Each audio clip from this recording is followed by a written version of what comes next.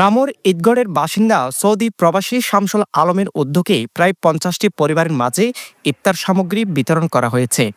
গত রবিবার ঈদগড়ের পশ্চিম পাড়ার নিজ বাড়িতে ইফতার সামগ্রী বিতরণ করা হয়। এই সময় উপস্থিত ছিলেন ঈদগড় সরকারি প্রাথমিক বিদ্যালয়ের শিক্ষক শহীদুল ইসলাম, ইউপি সদস্য কামরুল আমিন, যুবনেতা কফিল উদ্দিন বাবলু ও কামাল হোসেন। আজকে এমন একটা দিন সামনে, আজকে রাত্রি সবাই সেহরি খাবে রমজান উপলক্ষে। গরিব দুঃখী মেহনতি মানুষের পাশে দাঁড়িয়ে কিছু সামগ্রী ইফতার বিতরণ করছেন। উনি আমাকে বলছেন উনি একজন আমার সহযোদ্ধা প্রবাসী, উনি একজন এমন মানবিক লোক, পরিশ্রমী লোক। উনি সব সময় থাকে গরিব অসহায় মানুষদের পাশে।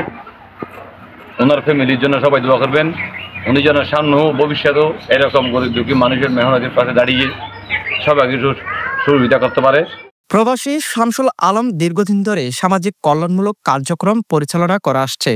প্রতি বছরের ন্যায় এবছরও সুবিধা বঞ্চিতদের পাশে দাঁড়ানোর লক্ষ্যে ইফতার সামগ্রী বিতরণের আয়োজন করেন তিনি। News desk, Penowa.